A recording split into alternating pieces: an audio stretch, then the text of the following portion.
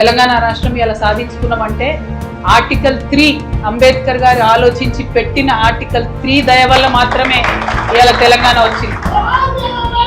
అందుకోసమే అంబేద్కర్ గారి మీద ఉన్నటువంటి ప్రేమను ప్రదర్శించడానికి ఆయన 125వ జయంతి నాడు కేసీఆర్ గారు 125 అడుగుల అంబేద్కర్ విగ్రహాన్ని ట్యాంక్ బండ్ మీద ప్రదర్శించారు. దేశంలో ఎక్కడా అంత ఎత్తైన అంబేద్కర్ విగ్రహం లేదు. కానీ ఇప్పుడున్నటువంటి ముఖ్యమంత్రి గారు ఆయన ఆలోచన చిన్నగా ఉన్నది, చూపు కేవలం పెద్దవాళ్ళ వైపే ఉంది. అందుకే అంత పెద్ద అంబేద్కర్ ఉన్నా కూడా ఆయన చిన్న చూపే చూస్తున్నాడు.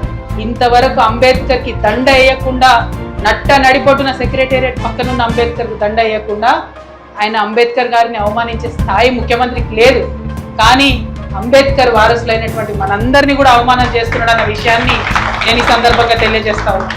మరి ఈ వేదిక ద్వారా ముఖ్యమంత్రి గారిని నేను డిమాండ్ చేస్తా ఉన్నా, మీరు అంబేద్కర్ జయంతి ఏప్రిల్ 14 వస్తున్నది, ఆ లోపల ఖచ్చితంగా పెద్ద అంబేద్కర్కు రాష్ట్రంలో ఉన్నటువంటి క్యాబినెట్ అంతా కూడా పోయి దండ వేసి గౌరవించాలి.